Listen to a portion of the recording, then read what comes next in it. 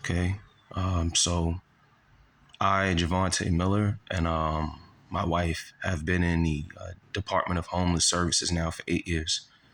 Um, I don't know what's going on for some reason. They're denying me access to housing. As an American citizen, they're denying me my rights to have like an apartment. It's hilarious. Malcolm X and all these people they tell us about in the civil rights era. But we live in an era now where as a black man, you can't even have a place to live. It makes a lot of sense how people devote so much of their time. Look at all this paperwork. Now the excuse is that it's me. I'm incompliant. It's been over eight. I've been in 8 shelters with my family, and they've attacked me and my wife. And I think about 5 different shelters we've had to get transfers. There's been all the paperwork. Everything's documented, and it's been documented. But there's nothing happening because you have people who run these devilish hustles with the courts and with police departments. There's always corruption everywhere you go. These people make hustles out of it and lives out of it, doing narcissistic things to other people's lives, running around in the shelter system, telling the people in my whole personal information, all of my life story, allowing the streets, allowing the courts, and allowing people in the shelters to become the judge, jury, and executionist. I've never even been given a fair trial. Um, Listen, on top of that, my information, I finished with a case when I was 19 years old. I was convicted of an armed robbery when I was 14 years old. I've wrapped my case up at 19, and for the last 18 years, my information's been illegally given to people from in that the programs and all around the city to stalk, harass, and harm me and my wife. Our home was broken into, which is what led to me being in a shelter. And at the same time, my job had an issue where they fired me. I ended up having to take them to court for that. And this is all interconnected to this violation of 18 USC 2261. That's stalking. That means you don't have the legal rights to go around and follow me where I go. You don't have the legal rights to come into my college and send people into my college.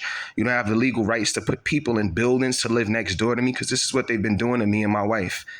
I've been married for over 12 years, and my whole 12 years of my marriage, these guys have been using and utilizing corrupt sources from the courts to get my information. I've been cut. I've been ran over by a car. My wife has been arrested during this time period for no reason. We've had our home broken into, and they create covens and groups of people who go around the city and just create groups that talk my name negatively, lying, defaming my character. They just go and create groups, go around with cell phones, texting people's information, running around the city, talking about my name. If anybody can look, they can see the consistency of the years of paperwork. I went to 8 shelters and had people from various places popped up everywhere I'm at. Why is that? Why should I have to contact other states to tell them that it's 18 years?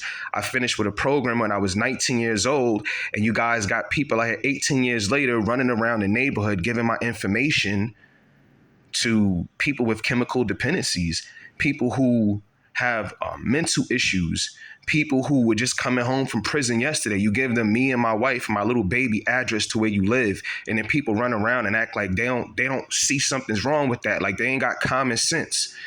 It's funny because I got in trouble a lot growing up. Have to learn, like, you better help your people. You better, certain things you get in, you see that the same things you got beat for and in trouble for, when you get older, you realize that people don't even apply the same things that they taught you. It's the funniest thing in the world. But here's the paperwork, man. And this is not nothing new. It's been going on for years now. So anything you see in violation of 18 USC 2261, that means that you don't have no legal rights to follow me anywhere I go, or to make a crazy hustle like being next door to me, or trying to live where I live, or using the courts or corrupt police officers or corrupt peace officers to obtain information of where me and my wife and my baby live, so you could come around and harm us. So you could come around and put people where I live at with cell phones to text you when I leave out the house and where I'm going, so you can supplant people where I'm at to try to harm my future for me and my wife. You niggas should be ashamed of your fucking selves. Pardon my language. But how you watch somebody go from being a kid growing up and having nothing, parents ain't there, nobody ain't there, and you fuckers see me change my life, and you run around with the courts and try to fucking bring everything up in my life to destroy me, trying to do something progressive. What's the problem? I'm trying to change. I ain't perfect, and y'all all know where I come from. Unlike y'all, I don't have no reason to want to talk about where I come from. I'm just more concerned on where I'm going. So here you go. Look, this is all paperwork. This has been 8 years now. 8 years inside of the shelter. 8 years.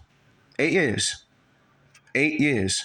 I've not received a voucher. All I've received is the shelter, having people come up from the projects that I was from and Bayview. They even bringing people all the way from East Hampton out here to New York City to live inside of a shelter to constructively try to harm me and my family. And that's for those who want to say, oh, well, you did bad things as a kid, you was a criminal. What my wife being arrested had to do with this? You know, okay, you got paperwork on Darrell M. Wright. You know who Darrell M. Wright is? Y'all said, look, my wife information doesn't have nothing to do with this. Darrell M. Wright was a person that my wife used to talk to before me and her even got together. Y'all systematically followed my wife, what she got to do with this? What she had to do with that case? What she had to do with it? See, I run around and follow my wife, obtain her information, and then go and bring some guys she used to deal with in her past into my life. And y'all illegally do this with the help of police officers. Y'all do this with the help of DHS peace officers and corrupt court officers and all kind of devils everywhere y'all exist. Running around harming people's family and trying to stop people from change. Listen, I want to ask you idiots one question when it comes to the whole bringing people from East Hampton, because I know it's deeper than that. What would be the reason to give somebody a drug program, get them off drugs, change their life, and then send people up to mess up their life so they relapse? Just make it make sense. Oh, I got it. I know why it makes sense. That's right. That's right. I caught an armed robbery when I was 14 years old. Whether I did it or not, now that's not really the purpose of this video. That's not the purpose of it. If you want to get your information, it wouldn't be too hard to obtain information. And most people who know me, they know, whatever. So I was convicted of an armed robbery at 14. Okay. I went into the courtroom, and when I was in front of the judge, they must have been able to see some of the signs. Like, I had no eyebrows. I had I was a kid definitely in need of mental health. It was just too clear to see. The system is not, it's not like everybody's bad. You just have your corrupt elements inside of everything, man. They're everywhere in the world, man.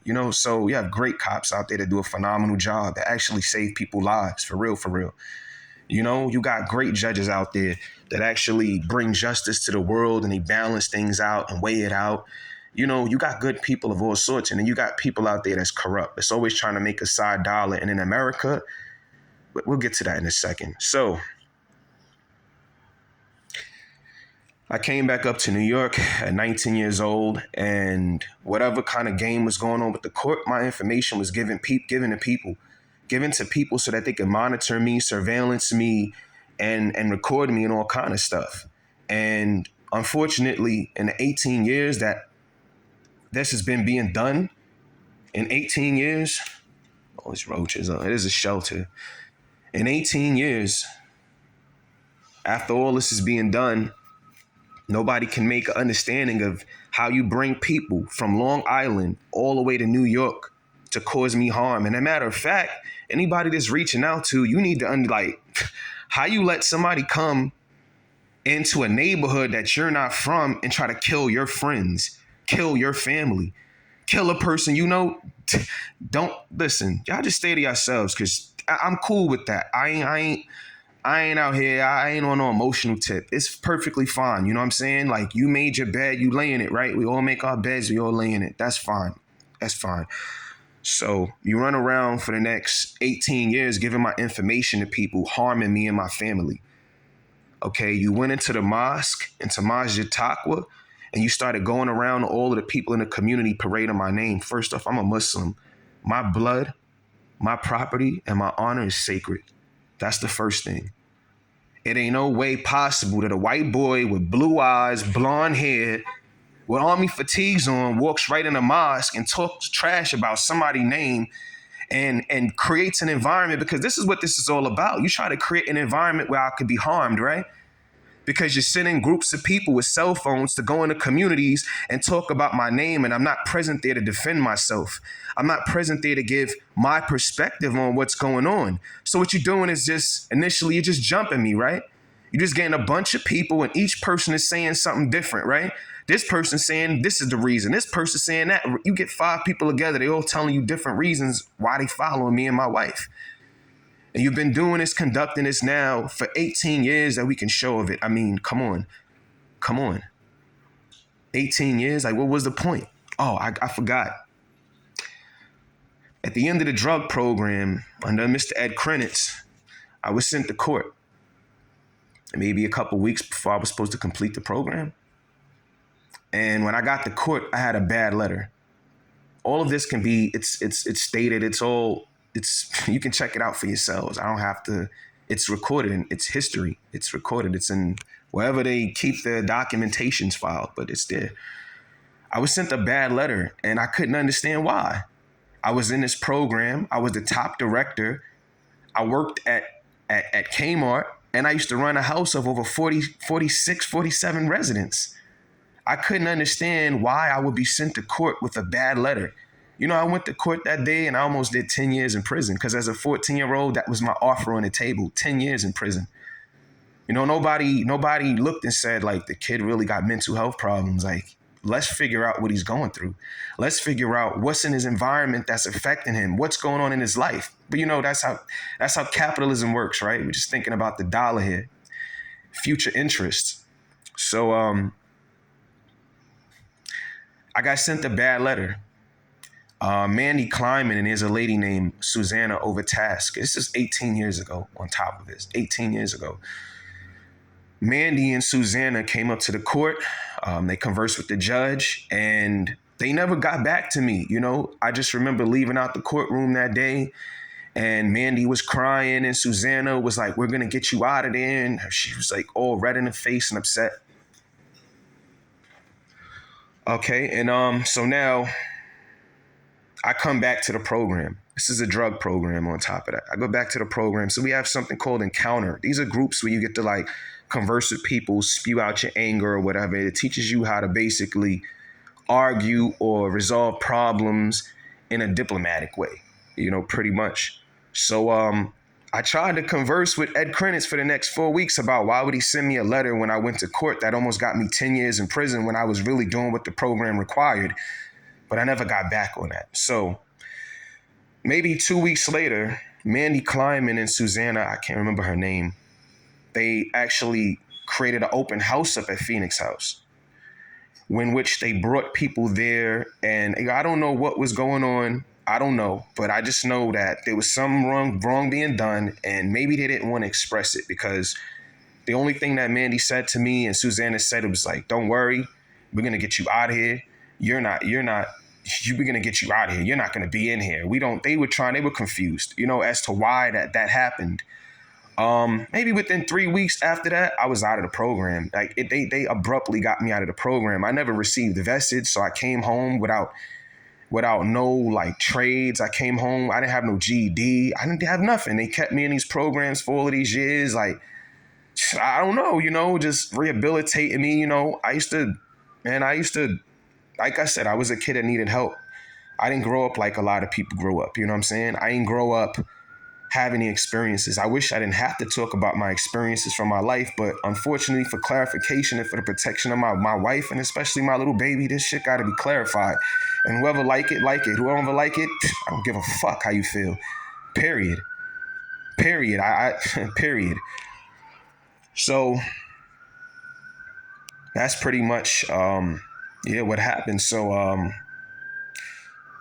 is that it?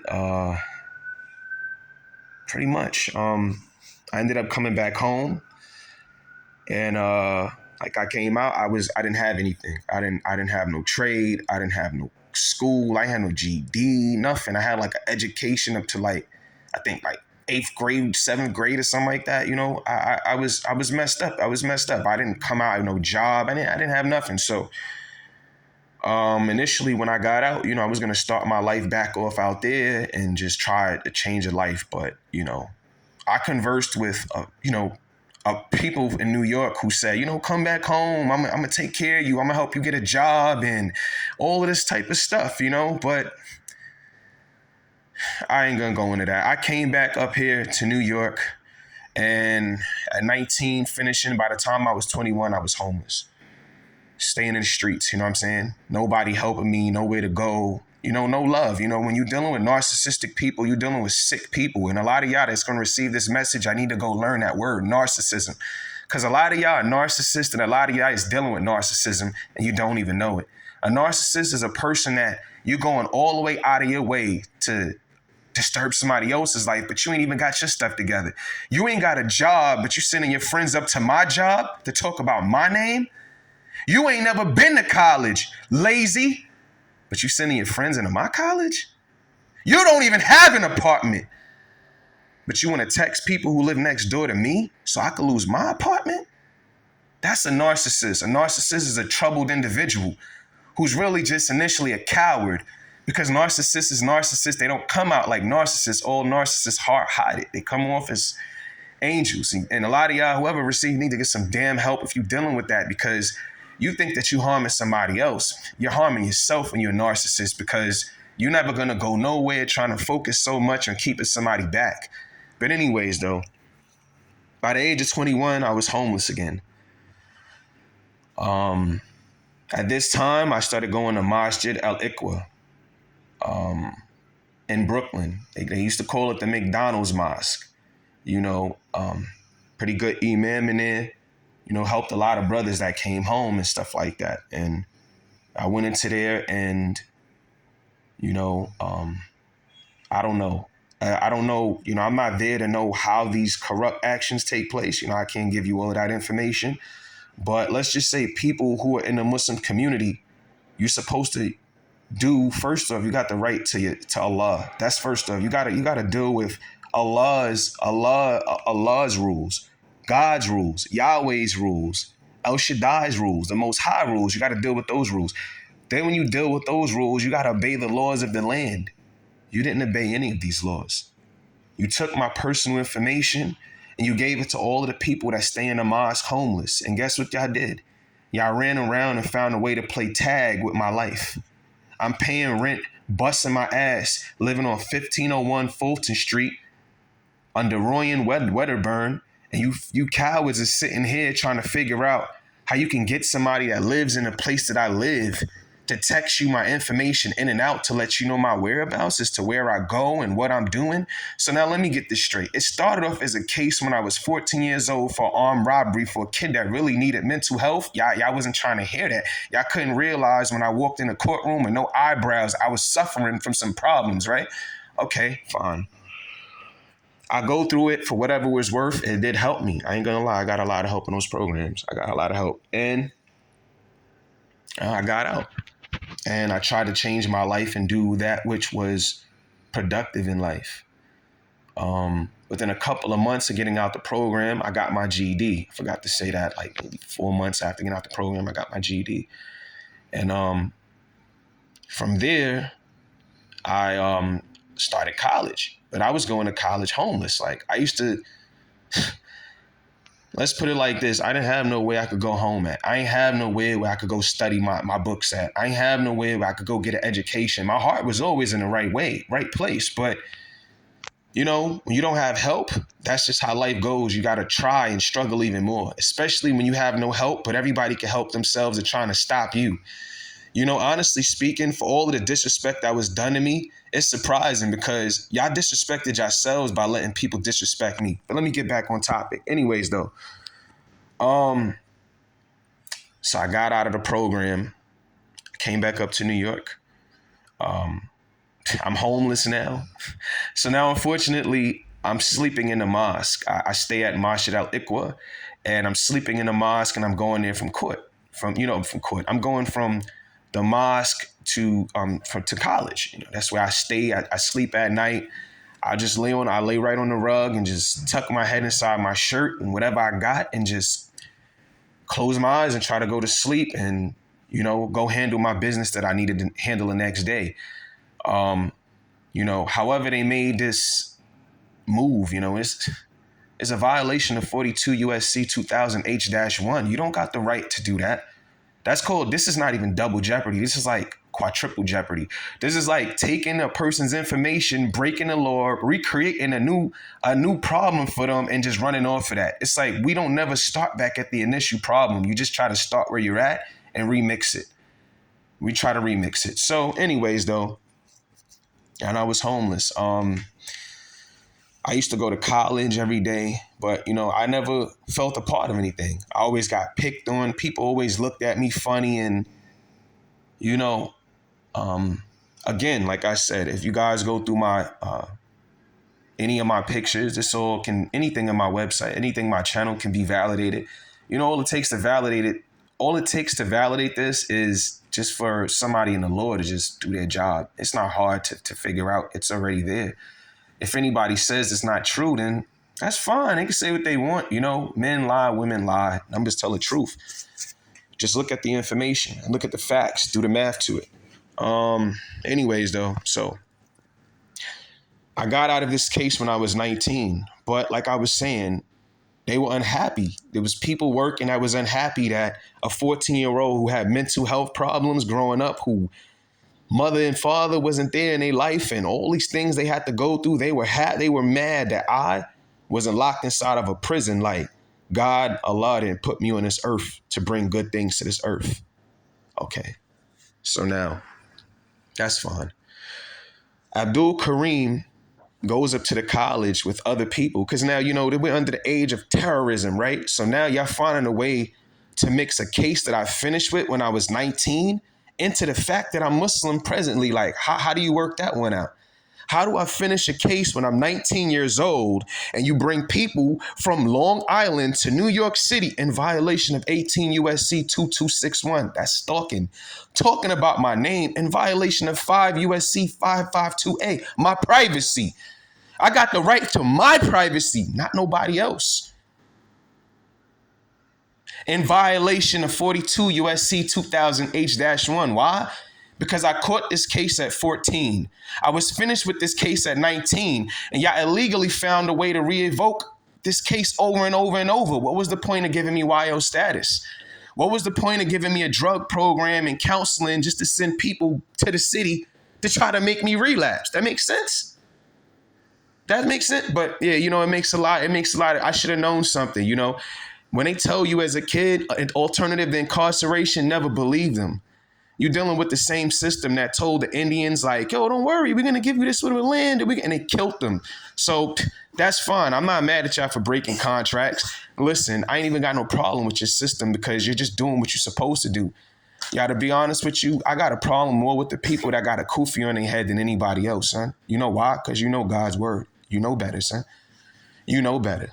A lot of people that took part, they don't know better, son. But y'all knew better, son. So therefore, because you knew better, I'm going to deal with you the way you need to be dealt with.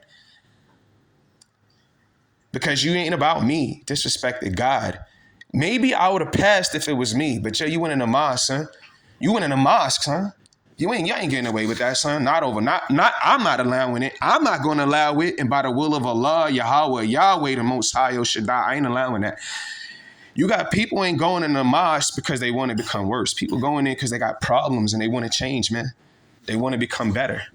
And you ain't got nothing else better to do but supplant agents of chaos inside mosques to create harm on people's lives that's trying to become better individuals. You're sick. And all of y'all in the mosque that took part in this, you want to play these little, you something wrong with you and you need to be, I'm not going to say nothing and I'm not going to say let Allah deal with you because that sound like a, listen, let's put it like this. You made your bed. Y'all all sleep on it. That's a fact. And stop putting the kufis and the thobes and the beards on, man. Stop it, son. Stop it, son.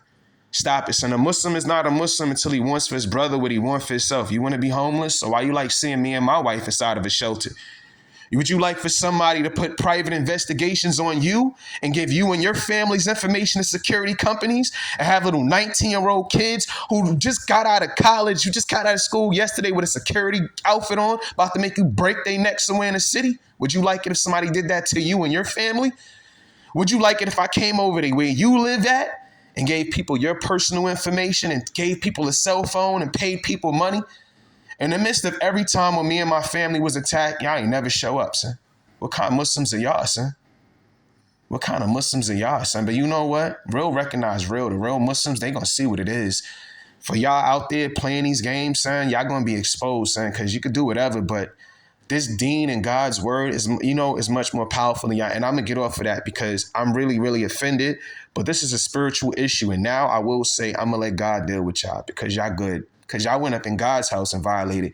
You ain't come in my house and violated. I'd have dealt with you. You came up in the house of God and violated. And if you don't got no respect for the house of God, then that means you are lower than a dog. Anyway, getting off of that subject, you went into the mosque and you gave my information to people. And for the last 18 years, y'all been running around justifiably giving people my information. Y'all create groups. Y'all be telling people I just got out of a program. Y'all be going around telling people all my personal business, running around telling people every sin and every wrong that I ever did. Like I could live in Long Island, I could live in Staten Island, but you leaving from Brooklyn to come around where I live and talk my name and go around with a cell phone and create covens of people to harass me and my wife, my family. I put in paperwork to the police. I put in paperwork. I follow the corrective steps legally, but you still keep doing it. And then when I whoop one of y'all asses because you crossed the boundaries and I got a little baby to protect, I get arrested. I had to go to court for that. Where was the follow-up? Where was the follow-up? Look. Where's this thing? Where was the follow-up on this? Where's the follow-up, man? Where's the follow-up? Where's the follow-up? Because I got the same officers out there. I whatever, yo. I'm not even going to drop on that. Where's the follow-up? This right here came from me and my wife, 66 Clay Street. It was Ramadan. I left outside to go. I was fasting and we had a mosque on our block. And I went to go pray. Try to clean myself up, clean my sins up, because y'all, I'm not perfect. I'm in the mosque praying. 5 minutes later, I hear a scream. I keep hearing more and more screams. It sounds like my wife's voice. I jump out of the prayer. I go in the front, and there's this girl and this guy approaching my wife. Now, mind you, at this time, my wife is pregnant. He's in my wife's face screaming like he gonna do something. So then, me and him, we had our situation. The mysterious thing about it is I was the only one that ended up in court. See, this was my police report, but it's funny. Check this out, though. See that? That's my desk appearance ticket. That's my desk appearance ticket. You know why? Because I got a ticket. When the police showed up, I explained to them what was happening, and I showed them the paperwork, and I said, this guy came and tried to harm me and my family. I put in paperwork, and I did everything that I was supposed to legally do. He tried to come and harm me and my family. You know what they told me? They said, either you could get in this van, and we're going to take both of y'all down to jail, or we're going to just leave it alone and give you people a ticket. I got a ticket. I don't know if he got a ticket. Here's a follow-up from that, but this is my police report. I was assaulted, but I ended up going to court. You see? See, that's what happens when the end comes. You see? Things don't make sense no more. People start to see that the things going on in your society is stupid. It doesn't even make any sense, does it? It doesn't. Okay. Fine. So now you put me in a shelter. And why do I say put me in a shelter? It's all in the documentations. You don't have no legal rights to give people my information to my job. Go up to my job and create a coven in my job where you go in and talking my personal information to people. All of this stuff that I'm saying that y'all been doing, it's in violation of 18 USC 241. You know what that means? That's called a violation. That means you're in a violation of a conspiracy against my rights. Why? Because I have the right to have my privacy protected. I have the right to move somewhere and 10 people don't just come there with cell phones talking my name, trying to create an environment to get me killed. Because that's what y'all do, right? I got off of work. Why'd I get ran over by a car? Why I got 85 stitches in my face? Why? Because y'all use these people to go into environments and you create an environment where people will harm me. Why wouldn't you think that? If you go into an information in a neighborhood and make my name sound like nothing, why wouldn't people harm me? Why wouldn't people look down to me? So y'all use these tactics. Y'all go around in groups and groups and groups, and God, Allah knows how many people y'all done killed. How many people y'all had commit suicide with this game. How many people y'all got 25 years to life, but the judgment is yours now. Y'all dealt with the right one. I actually thank y'all for doing what y'all did. Y'all dealt with the right one. All right? Then, oh man. So you put people inside of my environment where me and my wife live. I mysteriously come home and my home is broken into. You know, the thing I'm trying to understand is this. When they created this corrupt game, they told you y'all had the right to go around and talk my name in a way that'll get me killed. They told you I had the legal rights to have people live next door to me. Isn't that in violation of my housing rights? So when y'all was doing y'all little investigations, y'all used private companies and private security companies to break United States codes? You can do that? Okay, so now it's 8 years later. They brought people that used to be in a program to come live in this place and other shelters. They've been bringing people from my projects and people from all over the world to play this game with my life. It's 8 years, and it's not even irrelevance. It's not even about my voucher. You know what the game is now? They saying that it's me. You know, I want to be in here for 8 years. This it's me. I like the shelter. You know, I like the shelter. 8 years of me and my family being attacked, police reports, paperwork being put in, but I'm not getting out of here because I'm not complying? Yo, that's crazy. You know, it doesn't even make any sense. Like, how does that make sense? First off, the first shelter I was in was called TAB. It's located on 2287 University Avenue. I don't even think I did an ILP. Like, how was I supposed to transition if you guys are not doing your job? So, but I get it. Let me fix this all up and wrap it up in one. Okay. Y'all chose to use the shelter as y'all base to conduct this evil activity because y'all realized that it was harder keeping a tab on me and causing chaos in my life when I was independent, just doing my thing. So then y'all made sure that y'all gave a bunch of my information and y'all gave positions to people who y'all knew would become future haters on me. That's what y'all did. Y'all tried to set the game up that way. And then from there, I just kept going to work. I just kept doing, and then y'all got more malicious, right? So now you know what we're gonna do? We're gonna have 30 crackheads going sleep in a mosque, and we're gonna run around all day and follow you around the city, texting your information, going up because it makes us feel better. You know, we are really on parole, but we running around the world acting like we're your parole officer. Every one of y'all that did this to me, God is gonna curse every last one of y'all. I don't care who you are. You're gonna be cursed. You ain't going nowhere with your lives. And anyways though, so it's been 8 years. It's been paperwork coming in for 8 years, but you know the excuses being used is that it's me, as I'm non-compliant. Y'all ever heard of somebody in a shelter for 8 years? You ever heard of it? I actually have a career. I have a trade. My wife is a college student with a degree. That makes sense? 8 years? So here's what the game is. Y'all trying to use the same problem that y'all didn't initially address when I was young and try to use that as the justification when I'm old as to what you're doing. Right? Right.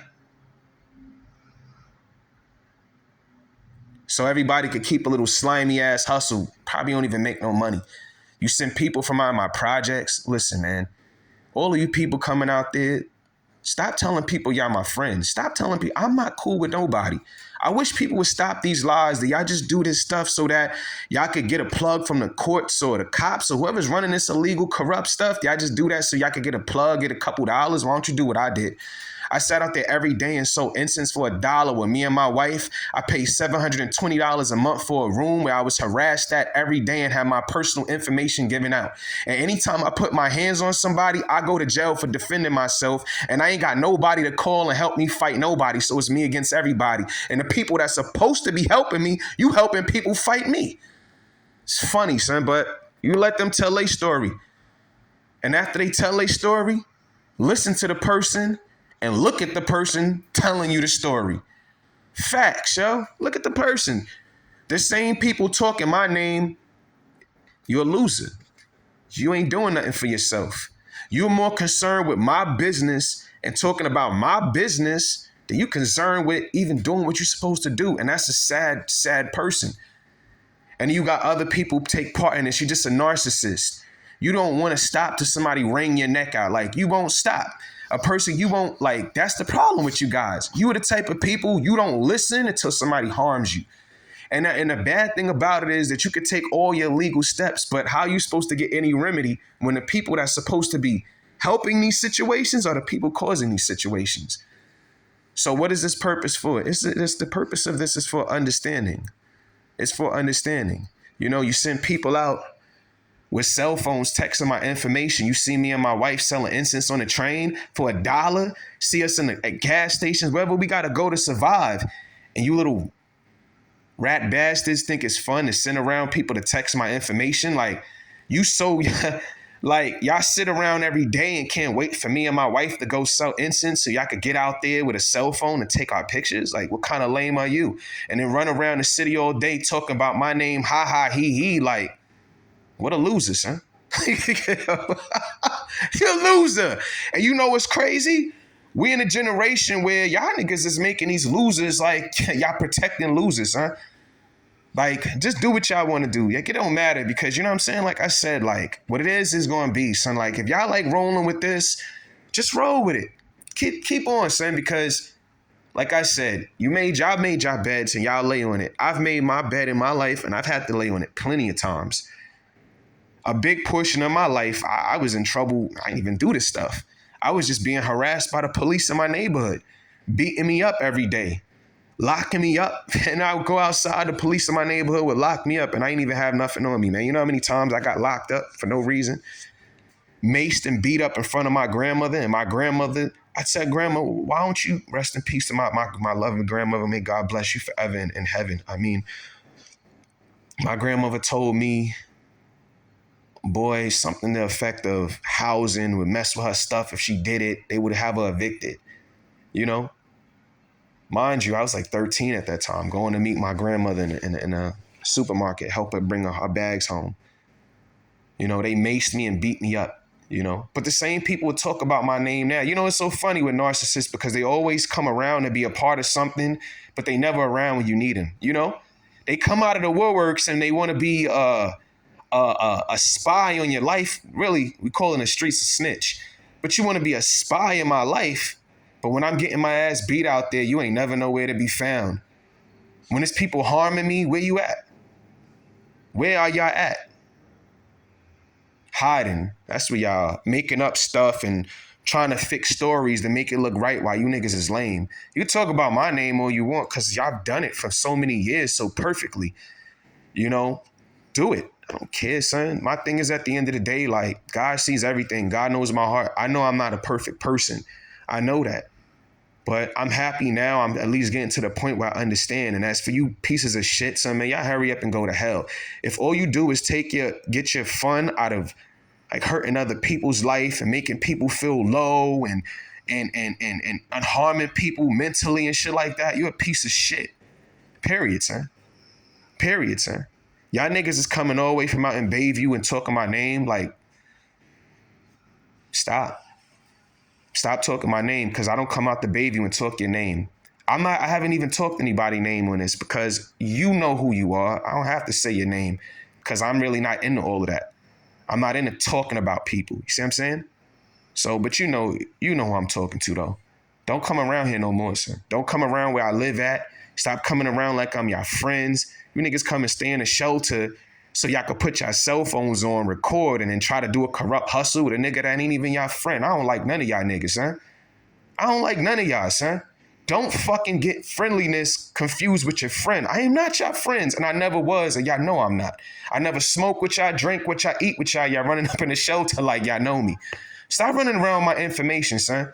These little cornball games of people using privatized security companies, you want to try to, you don't have no legal rights to do that. Whatever game you're trying to play, you don't have no legal rights to do it.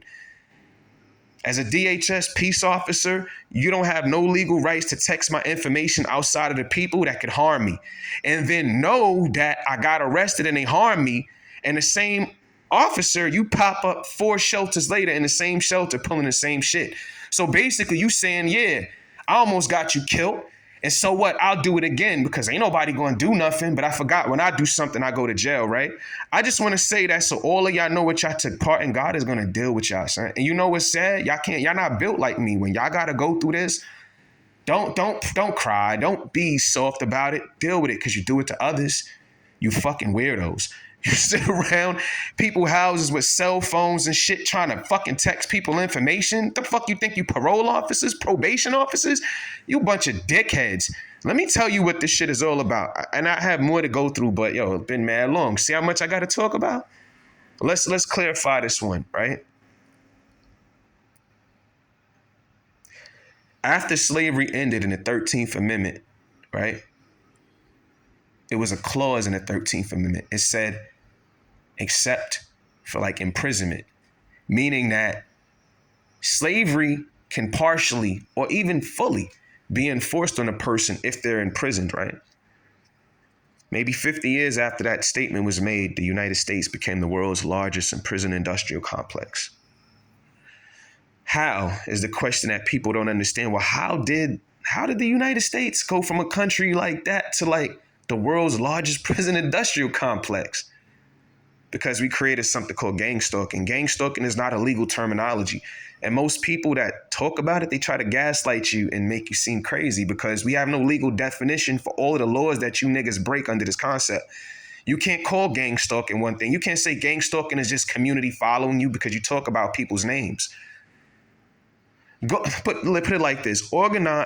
Gang stalking is an organized collective effort by people to cause you to be killed, harmed, kill yourself, or be in prison, something bad to happen to you. And they get up out of their beds and they utilize all their energy to do it. That's what they do. They'll come on your block and start talking your name to people. You don't even talk to nobody. And 2 weeks later, you're the only quiet guy that stayed himself, but you got a problem everywhere you go. But get this. When you have a problem, these same niggas ain't there to help. Oh, that makes perfect sense. You know why? Because some people just want to feel important. Some niggas will break in your house just so you could come and stay in their house so they could be like, oh, you ain't got nowhere to stay, yo. You are broken. You know, some people will go about harming you just so they could feel like they the only ones that can help you. They are weird. You got people with some fucked up issues out here. Don't bring this shit to my life. That's what it's about. I got my own problems. All of you niggas that do your niggas is cursed, son. And yo, stop sending people's friends and shit around me. I've been being nice, son. Stop sending y'all friends around me. I think y'all terrible people, son. Because y'all send around people and anything could happen. Anything could happen, son. Because you don't care about what happens to them and you don't care about what happens to me because you losers like that, right? You don't want to look at yourselves and really be men and really be women and really grow up and really analyze yourselves and really do the proper change. You want to keep your fucking ear in my business all day and your mouth talking my fucking name. Why you talk about a nigga that don't talk to you? See, that's when niggas should know, you know, what kind of shit people on. How you talk about a man, yo, and this whole thing, I could go down every last one of you motherfuckers' names and anything I need to say about you, nigga. But I'm not going to talk about your names. You know why? I don't do shit like that, son. That's not my style, son. I've done a lot of wrong shit and I'm not perfect. Nobody is perfect on earth, but I don't take joy in trying to destroy another person's life. I don't take joy in trying to pull you down. I'm more concerned with pulling myself up. You dig what I'm saying? So all of y'all that took part in this, in the name of the Most High, Yahweh, El Shaddai, Allah, the Most High, I ask you to deal with all of these people, Most High. I ask you, O Most High, to deal with the courts, El Shaddai. I ask you to deal with the judicial system, Most High, and the police and all the corrupt people they put out here to disrespect my life, Most High. You know about all the narcissism, Most High. You know about how it is to be picked on all your life. People gearing you, people train you to grow up to be the scapegoat. People raise you to be the person to get picked on, to the point where they don't even realize you're a human being. They think you some sort of game and you ain't even flesh and blood. They'll do to you what they wouldn't do to nobody else because they think you a nice person. Oh, he's such a good person. Oh, Allah, I ask you to deal with them because I got to keep my focus on my baby.